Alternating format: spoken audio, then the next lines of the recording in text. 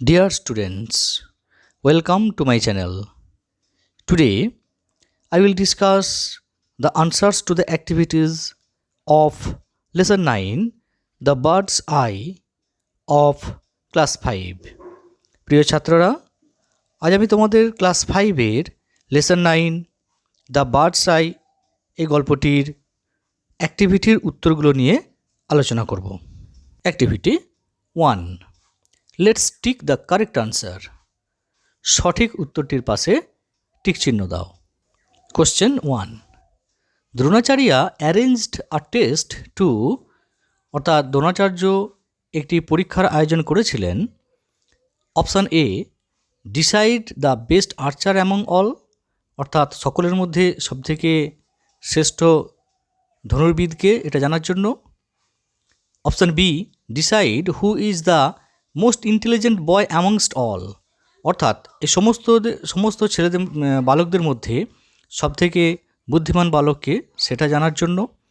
Option C, decide the most disobedient boy amongst all, সমস্ত ছেলেদের মধ্যে বালকদের মধ্যে সবথেকে কে ডিসোবিডিয়েন্ট বা অবাধ্য সেটা জানার জন্য। তাহলে এখানে সঠিক উত্তরটি কী হবে?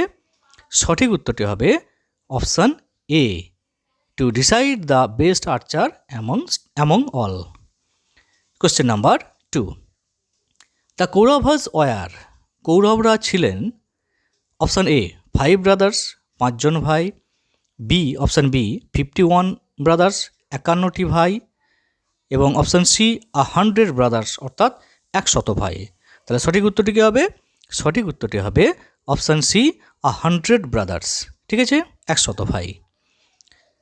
Question number 3, Nakul and Sahadeva war most, Nakul এবং সহদেবা ছিলেন সবথেকে মোস্ট কমফোর্টেবল উইথ, অর্থাৎ তারা সবথেকে স্বাচ্ছন্দ্য বোধ করতেন উইথ মানে দিয়ে, কী নিয়ে? না option A, bows and arrows, অর্থাৎ তারা তীরধনুক দিয়ে স্বাচ্ছন্দ্য ছিলেন। নাকি অপশান বি, সোর্ডস, অর্থাৎ তরবারি দিয়ে। নাকি অপশান সি, স্পিয়ার্স, অর্থাৎ হচ্ছে বর্ষা বা বল্লম দিয়ে। তাহলে অপশান উত্তরটি কী হবে? দেখো অপশান বি, সোর্ডস, অর্থাৎ তরবারি দিয়ে। অর্থাৎ নকুল এবং সহদেবা তারা তরবারি দিয়ে সবথেকে বেশি স্বাচ্ছন্দ্য ছিলেন। Question number 4, quotation, I can see only the eye of the bird, unquote, said, অর্থাৎ এই কথাটি আমি কেবলমাত্র পাখির চোখ দেখতে পাচ্ছি বলেছিলেন কে? Option A, Dronacharya. Option B, Dushasana. Option C, Arjuna. তাহলে সঠিক উত্তরটি কী হবে? সঠিক উত্তরটি হবে অবভিয়াসলি অর্জুনা। ঠিক আছে।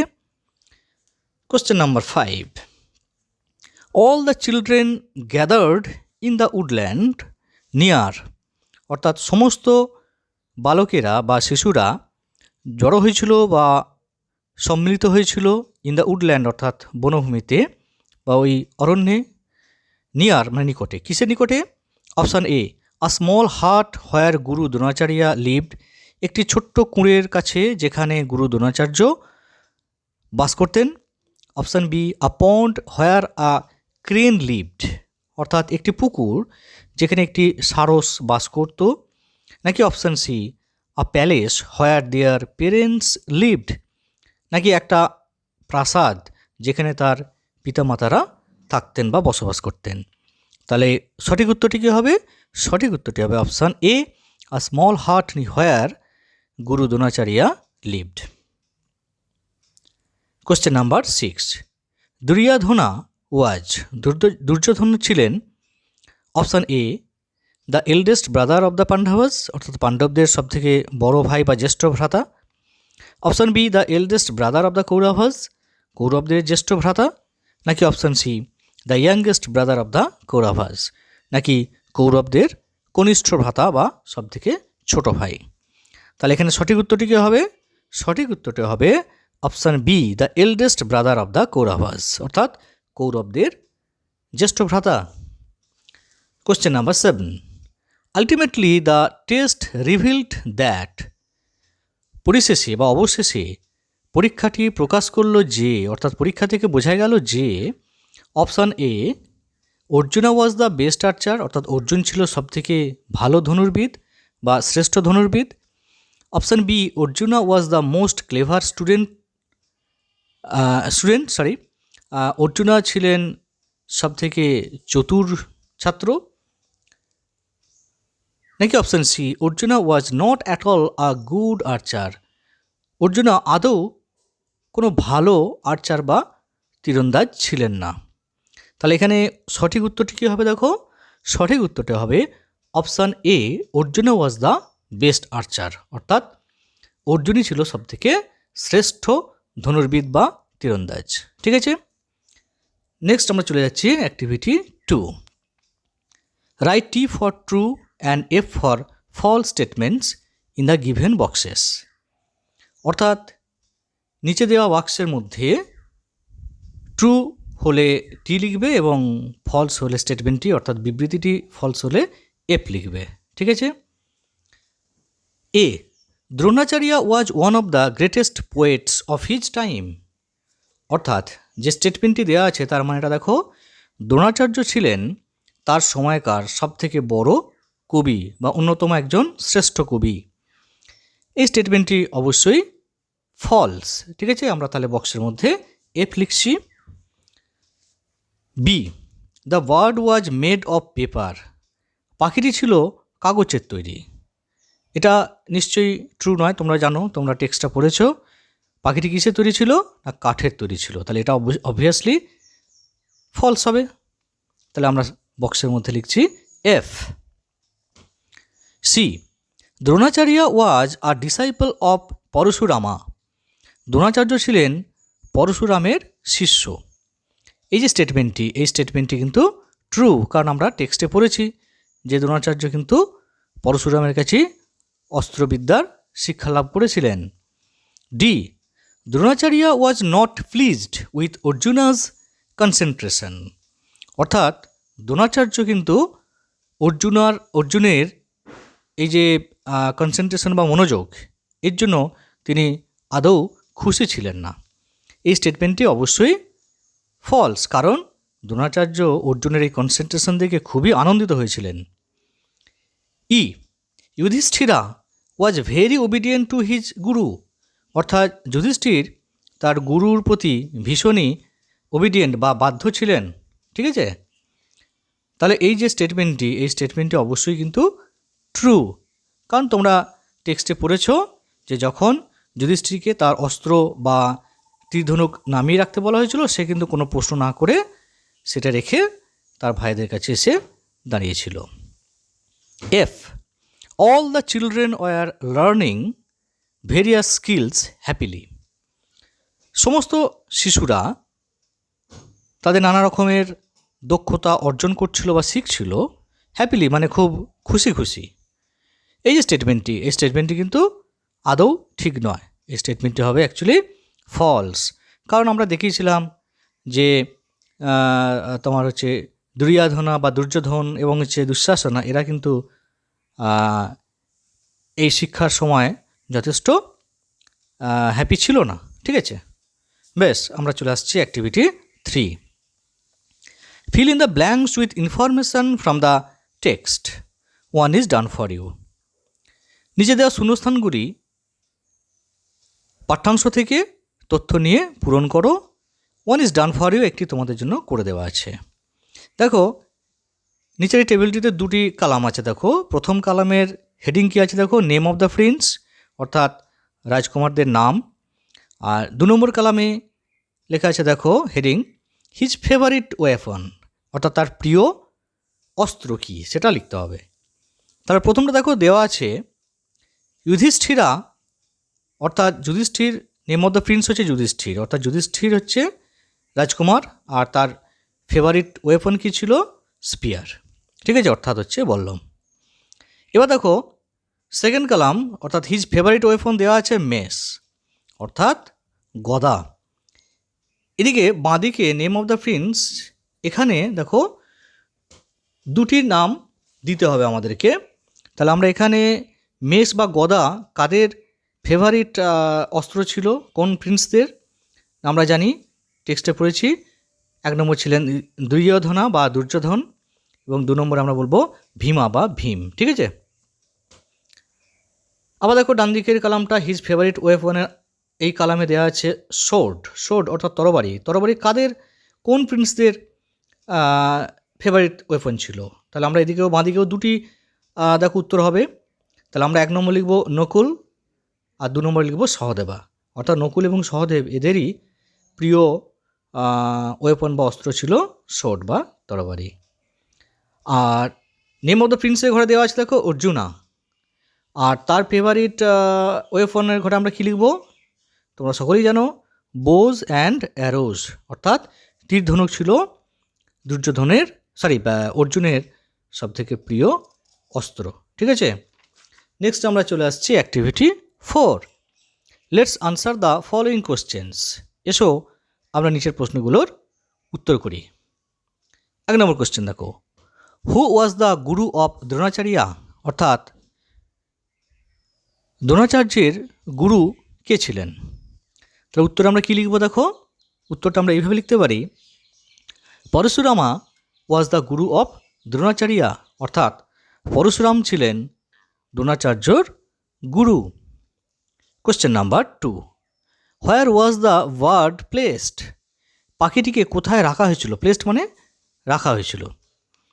এর উত্তর আমরা কী লিখব, দেখো the wooden bird was placed on one of the trees in the woodland, অর্থাৎ কাঠের পাখিটিকে ওয়াজ প্লেসড মানে রাখা হয়েছিল অন উপরে, কিসের উপর রাখা হয়েছিল, ওয়ান অফ দ্য ট্রিজ মানে অনেক গাছ ছিল, ইন দ্য উডল্যান্ড অর্থাৎ এই অরণ্যে অনেক গাছ ছিল, তার মধ্যে একটি গাছে। তাহলে কাঠের পাখিটিকে অরণ্যের অন্যতম একটি গাছে রাখা হয়েছিল। Question 3, what did Yudhishthira see, অর্থাৎ যুধিষ্ঠির কী দেখতে পেয়েছিলেন।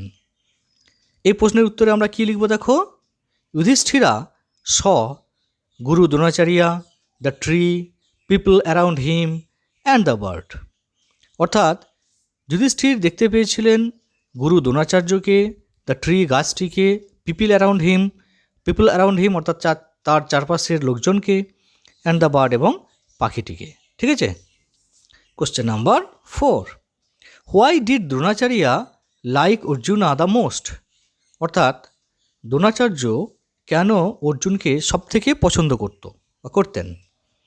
উত্তরটা আমরা কী লিখতে পারি, দেখো Dronacharya liked Arjuna the most because Arjuna practised the art with আমরা বলতে পারি গ্রেট কনসেন্ট্রেশন। ঠিক আছে, অর্থাৎ আমরা বলতে পারি যে দ্রোণাচার্য অর্জুনকে সবথেকে বেশি পছন্দ করতেন কারণ অর্জুন এই যে আর্ট অর্থাৎ এই যুদ্ধবিদ্যা যে কৌশল এটি ভীষণ আমরা বলতে পারি ভীষণ কনসেন্ট্রেশন বা মনোযোগের সঙ্গে অভ্যাস করতেন বা অনুশীলন করতেন।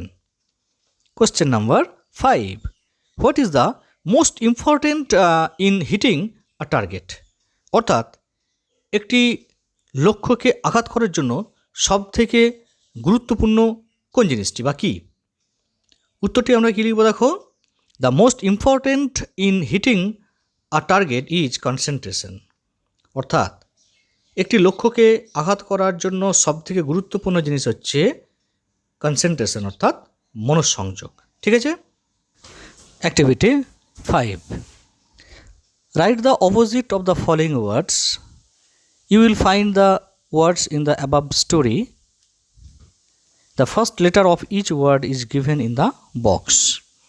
Write the opposite of the following words. নিচের শব্দগুলির বিপরীত শব্দগুলো লেখো। You will find the words in the above story. তোমরা এই শব্দগুলো উপরের গল্পে খুঁজে পাবে। The first letter of each word is given in the box. অর্থাৎ প্রত্যেকটি ওয়ার্ডের ফার্স্ট লেটার বা প্রথম অক্ষরটি বক্সের মধ্যে দেওয়া আছে। দেখো 1 নম্বর ডার্ক মানে আমরা সকলেই জানি অন্ধকার। এর অপোজিট ওয়ার্ডটি দেখো হবে বক্সের মধ্যে দেওয়া আছে বি, অর্থাৎ সেটি শুরু হবে বি দিয়ে, অর্থাৎ আমরা এখানে লিখব কি দেখো ব্রাইট মানে কি উজ্জ্বল। ঠিক আছে। 2 স্যাড মানে আমরা জানি দুঃখিত, তাহলে এর অপোজিট ওয়ার্ড যেটি হবে সেটি শুরু হবে জি দিয়ে, আর তাহলে আমরা এখানে সঠিক উত্তরটা লিখতে পারি গ্ল্যাড। গ্ল্যাড মানে কি? আনন্দিত। স্যাডের অপোজিট গ্ল্যাড। 3 নেভার অর্থাৎ কখনোই না। এর অপোজিট ওয়ার্ড যেটি হবে সেটি এ দিয়ে শুরু হবে, এ লেটার দিয়ে। তাহলে আমরা এর অপোজিট ওয়ার্ড হিসেবে লিখতে পারি অলওয়েজ মানে সর্বদা। 4 ওয়ার্স্ট অর্থাৎ হচ্ছে সবথেকে খারাপ বা জঘন্যতম। এর অপোজিট ওয়ার্ড যেটা হবে সেটি শুরু হবে বি দিয়ে, লেটার বি দিয়ে। তাহলে আমরা এখানে লিখতে পারি বেস্ট, অর্থাৎ ওয়ার্স্টের অপোজিট ওয়ার্ড হিসেবে আমরা লিখব বেস্ট। 5 এভরিথিং অর্থাৎ হচ্ছে প্রতিটি জিনিস। তার এর অপোজিট ওয়ার্ড যেটি হবে সেটি শুরু হবে এন দিয়ে, অর্থাৎ আমরা এই এভরিথিংয়ের অপোজিট ওয়ার্ড লিখতে পারি নাথিং। ঠিক আছে, মানে কিছুই না। ইনভিজিবল অর্থাৎ ইনভিজিবল মানে হচ্ছে অদৃশ্য বা যেটা দেখা যায় না এমন। এর যে অপোজিট ওয়ার্ড হবে সেটি ভি দিয়ে শুরু হবে, অথবা আমরা এখানে অপোজিট ওয়ার্ডটা লিখতে পারি ভিজিবল, অর্থাৎ যেটা দৃশ্যমান। ঠিক আছে। Activity 6 match the words in column A with their meanings in column B. অর্থাৎ কলাম এতে যে ওয়ার্ডগুলি দেওয়া আছে সেই ওয়ার্ডগুলোর মানে কিন্তু কলাম বিতে দেওয়া আছে, তো আমাদেরকে সেগুলো একটু ম্যাচ করতে হবে। ঠিক আছে। তাহলে দেখো কলাম এর যে ওয়ার্ডগুলি আছে সেগুলো আমরা প্রথমে দেখে নিই। ডিসাইপলস মানে হচ্ছে ছাত্র, বা আমরা এখানে বলতে পারি শিষ্য। রয়্যাল, রয়্যাল মানে আমরা কি বলবো? রাজকীয়। ইমেন্স মানে আমরা বলবো প্রচুর বা ভীষণ। সাইলেন্সড মানে হচ্ছে আমরা বলতে পারি চুপ করিয়ে দেওয়া। টার্গেট মানে আমরা বলবো লক্ষ্য। প্রমিনেন্টলি অর্থাৎ হচ্ছে সুস্পষ্টভাবে। আর অবজার্ভ মানে হচ্ছে পর্যবেক্ষণ করা বা দেখা। এবার দেখো কলাম বিতে যে ওয়ার্ডগুলি দেওয়া আছে সেগুলো আমরা প্রথমে দেখে নিই কী কী ওয়ার্ডগুলো আছে, তারপর আমরা ম্যাচিংটা করে নেব। প্রথমে আছে দেখো গোল। গোল মানে তোমরা সকলেই জানো লক্ষ্য। কেপ্ট কোয়াইট মানে শান্ত থাকা। নোটিসড মানে হচ্ছে লক্ষ্য করা। স্টুডেন্টস মানে হচ্ছে ছাত্র। হিউজ মানে বিশাল। ম্যাজেস্টিক মানে হচ্ছে রাজকীয়। আর ডিস্টিংক্টলি মানে স্পষ্টভাবে।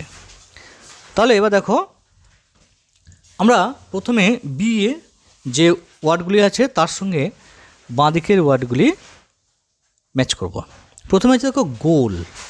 এই গোল ওয়ার্ডটির সাথে কলাম এ যে ওয়ার্ডটি ম্যাচ করবে সেটি হচ্ছে দেখো 5 নম্বর টার্গেট। টার্গেট মানে যা লক্ষ্য, আর গোল মানেও তাই।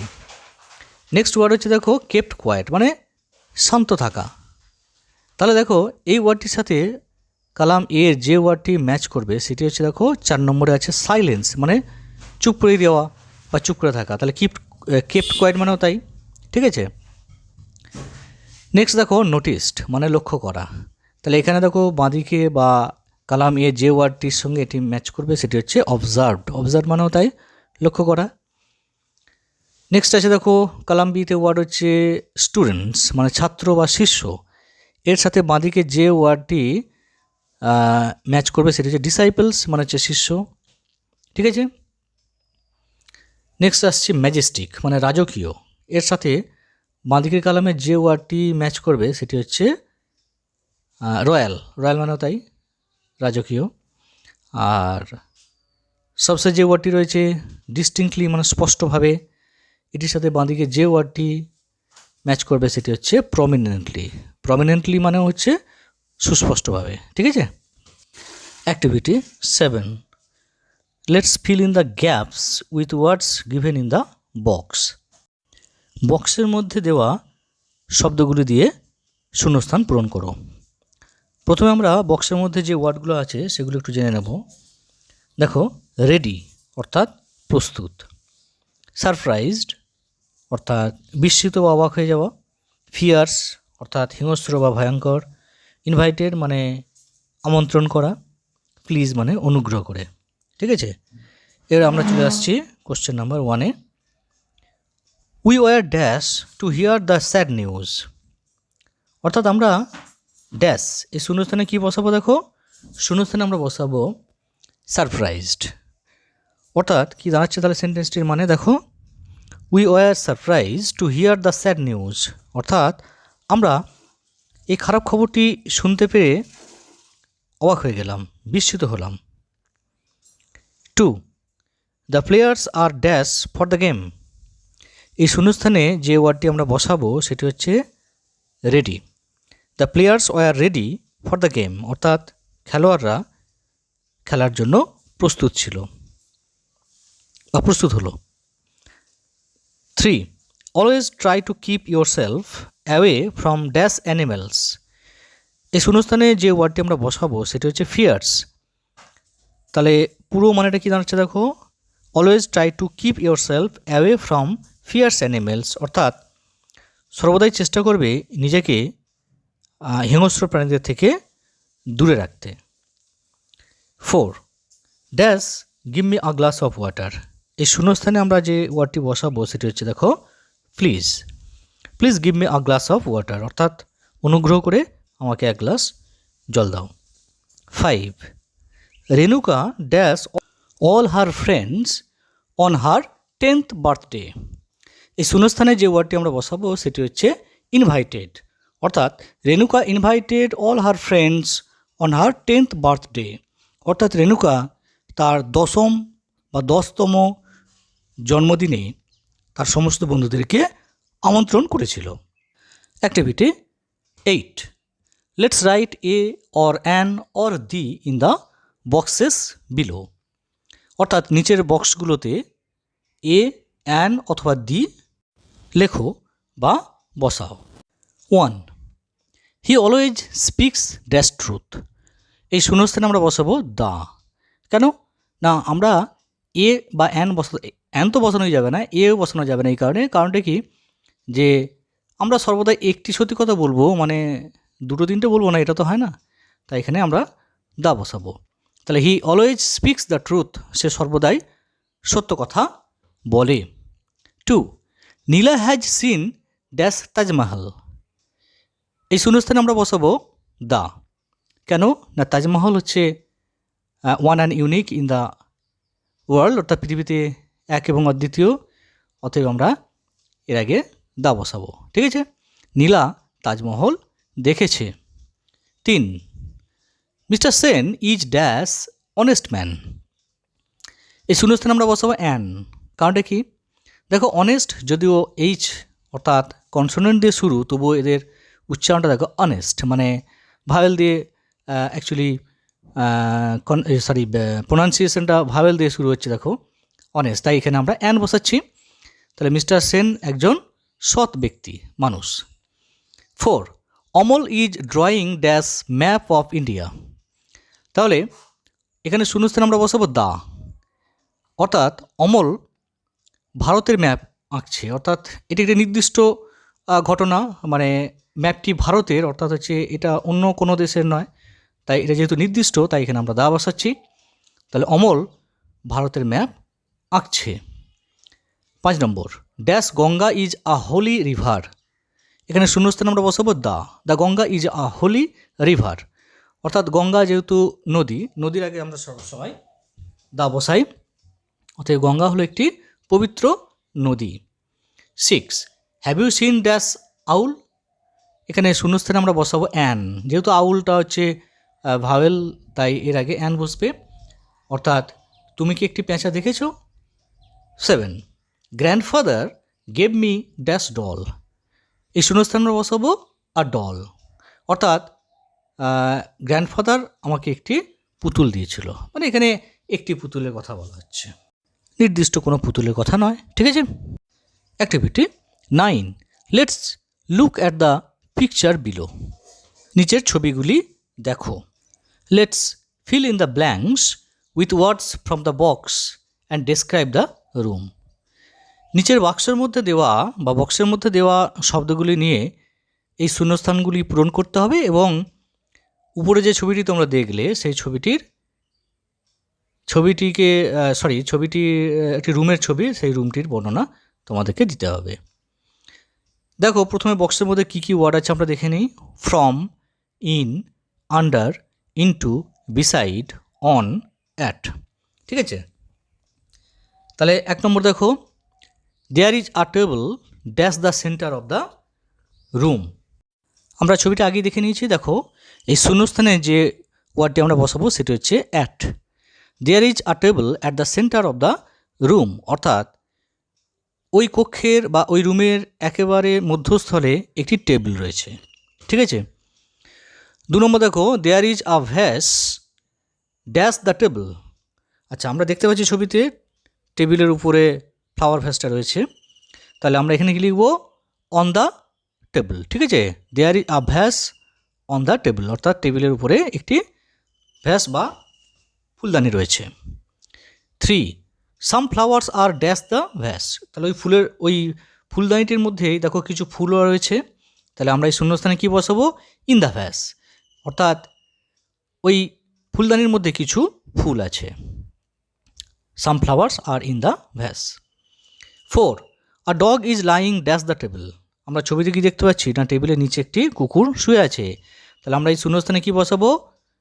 Under the table. তাহলে a dog is lying under the table, অর্থাৎ একটি কুকুর ওই টেবিলের নিচে শুয়ে আছে। 5, a fan is hanging dash the ceiling.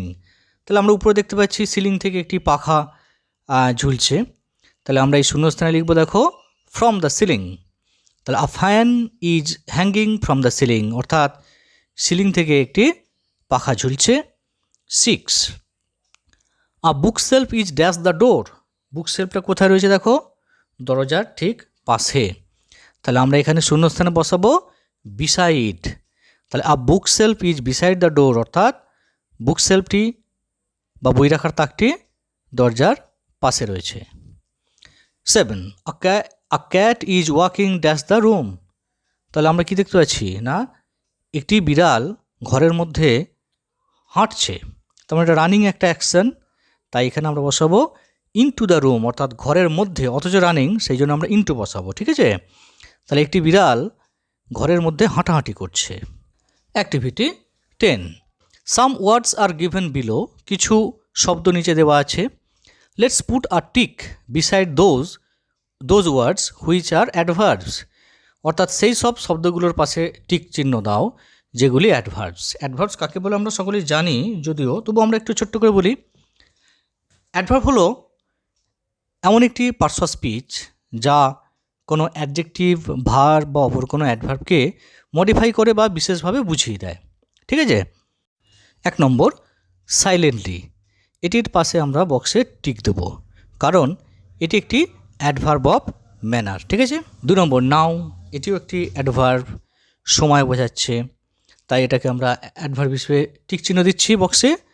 Remember, এটা কোনো অ্যাডভার্ব নয়, এটি একটি ভার্ব, তাই এটাকে টিক দিচ্ছি না।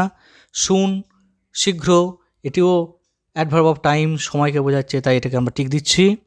এম, লক্ষ্য, এটি নাউন হতে পারে বা ভার্ব হতে পারে, এটাকে আমরা টিক দিচ্ছি না। অনলি, কেবলমাত্র, এটি আমরা অ্যাডভার্ব অফ ফ্রিকোয়েন্সিকে বোঝাচ্ছে, তাই এটাকে আমরা টিক দিচ্ছি এর পাশে। লাউড, এটা একটা অ্যাডজেক্টিভ, তাই একে দাগ দিলাম না। নিয়ার, নিকটে, এটা কিন্তু প্লেস বোঝাচ্ছে একটা, তাহলে অ্যাডভার্ব অফ প্লেসের আমরা বলতে পারি, তাই এটাকে আমরা টিক চিহ্ন দিলাম। ট্রাই মানে চেষ্টা করা, এটাকে ভার্ব, এটাকে আমরা দাগ দিলাম না, টিক দিলাম না। 10, এক্স্যাক্টলি। এক্স্যাক্টলি মানে হচ্ছে একদম একদম সঠিকভাবে, অতএব এটি একটি অ্যাডভার্ব অফ ম্যানার, তাই এটাকে আমরা টিক দিলাম। ঠিক আছে। Activity 11, let's feel in the blanks with the adverbs given below. নিচে দেওয়া অ্যাডভার্বগুলি দিয়ে শূন্যস্থানগুলো পূরণ করো। প্রথমে নিচে দেওয়া আছে বক্সের মধ্যে যে অ্যাডভার্বগুলো, সেগুলো আমরা একটু দেখে নিই। ভেরি, নেভার, ভেরি মানে খুব, নেভার মানে কখনোই না, অলওয়েজ মানে সর্বদা, কেয়ারফুলি অর্থাৎ হচ্ছে যত্ন সহকারে, ব্রেভলি মানে সাহসিকতার সঙ্গে, অনেস্টলি মানে হচ্ছে সততার সঙ্গে, নিয়ার মানে নিকটে। ঠিক আছে। তাহলে আমরা 1 নম্বর দেখি। We opened the lead of the box dash. এই শূন্যস্থানে যে ওয়ার্ডটি আমরা বা যে অ্যাডভার্বটি বসাবো সেটি হচ্ছে দেখো কেয়ারফুলি। তাহলে we opened the lead of the box carefully মানে আমরা বাক্সটির ঢাকনাটা খুললাম খুব সতর্কতার সঙ্গে। 2, the man was dash poor but he lived dash. তাহলে প্রথম শূন্যস্থানে আমরা বসাবো দেখো ভেরি, আর দ্বিতীয় শূন্যস্থানে বসাবো অনেস্টলি। তার মানে কী দাঁড়ালো জিনিসটা দেখো, মানেটা the man was very poor, অর্থাৎ লোকটি ভীষণই গরিব, বাট হি লিভড অনেস্টলি, কিন্তু সে সততার সঙ্গে বসবাস করে। 3. We should dash try to help others. এই শূন্যস্থানে যে অ্যাডভার্বটি আমরা বসাবো সেটি হচ্ছে অলওয়েজ। তাহলে we should always try to help others, অর্থাৎ আমাদের উচিত সর্বদাই অপরকে সাহায্য করা। 4. Yesterday there was an accident dash Renu's house. এই শূন্যস্থানে যে অ্যাডভার্বটি আমরা বসাবো সেটি হচ্ছে near. Yesterday there was an accident near Renu's house, অর্থাৎ গতকাল রেনুর বাড়ির নিকটে একটি দুর্ঘটনা ঘটেছিল। 5. Soldiers fight dash for their country. এই শূন্যস্থানে যে ওয়ার্ডটি বা যে অ্যাডভার্বটি আমরা বসাবো সেটি হচ্ছে bravely. Soldiers fight bravely for their country, অর্থাৎ সৈন্যরা সাহসিকতার সঙ্গে যুদ্ধ করে তাদের দেশের জন্য। 6. I dash went to a zoo. এই শূন্যস্থানে যে ওয়ার্ডটি বা যে অ্যাডভার্বটি আমরা বসাবো সেটি হচ্ছে নেভার। তাই never went to a zoo, আমি কখনোই একটি চিড়িয়াখানা বেড়াতে যাইনি বা চিড়িয়াখানা যাইনি। Students, that's for the day. Thank you for giving me your invaluable time.